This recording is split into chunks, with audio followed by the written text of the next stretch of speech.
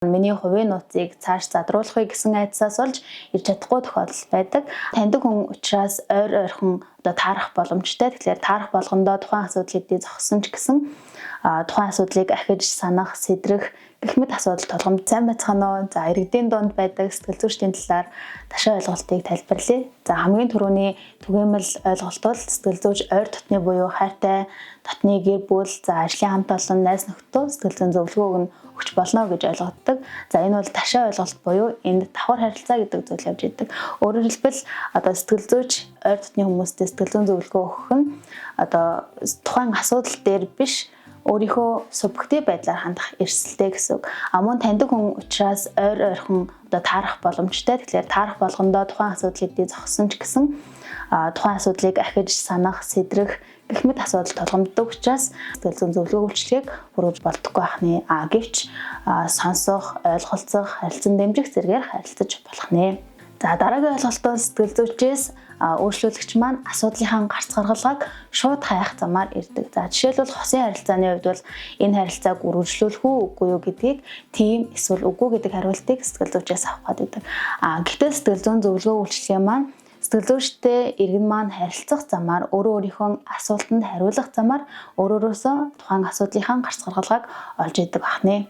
За дараагийн нэг залруулмаар байгаа ойлголт нь сэтгэл зүйн зөвлөгөө үйлчилгээнд иргэн, хүн, хүүхдүүд маань сайн дурын үндсэн дээр буюу өөрийн хүсэлтээр хамрагдах хэрэгтэй байдаг. Өөрөөр хэлбэл ялангуяа өсвөр насны хүүхдүүдийг эцэг маань сэтгэл зүйн зөвлөгөөнд хамрагдах гэх мэт байдлаар албаар аваад ирэх тохиолдол байдаг. За энэ бол тухайн хүнийг албаар аваад ирсэн учраас харилцан хичээл зүтгэл гаргаж сэтгэл зүйн хувьд өсөлт твшил гарах боломж нь багасч идэг. Тийм учраас сэтгэл зүйн зөвлөгөө үйлчилгээнд аль болох сайн дураараа иргэд хамрагдах маань илүү сэтгэл зүйн үйлчилгээг тухайн үр дүнг нь ахицтай байх тал дээр дэмжлэг болж идэг бахнэ.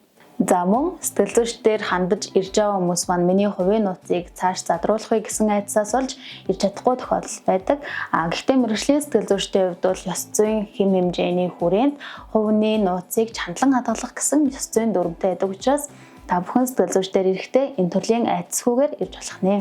Сэтгэл зүйн үйлчилгээнд бол заавал сэтгцийн хүн төрлийн эмэгтэй болон сэтгэл зүйн хувьд сул дараа хүмүүс ирдэг гэж ойлгодог. Энэ нь бол маш ташаа ойлголт буюу сэтгэл зүйн үйлчилгээнд ямар ч иргэн хамрагдах боломжтой. Өөрөөр хэлбэл бид нар сэтгэл зүйн маань хэвийн бус гэдгийг мэдж байгаа тохиолдолд сэтгэл зүйн үйлчилгээ авах нь энэ бол хэвийн үзэгдэл юм аа.